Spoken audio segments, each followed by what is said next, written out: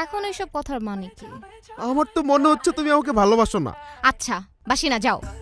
তুমি আমাকে ভালোবাসো না এই কথা কেমনে বললা? তুমি কেমনে বললে এই কথা সারা? আরে আজব, আমি কখন বললাম? তুমিই তো বারবার বলতেছো। তুমি তোমার ওই কাজিনটাকে ভালোবাসো, তাই তো? বলো। হায় খোদা, এখন কথা বলতেছো এই না বান্দারের কেন? সব কাহিনী বলো। আর কবে শেষ হবে?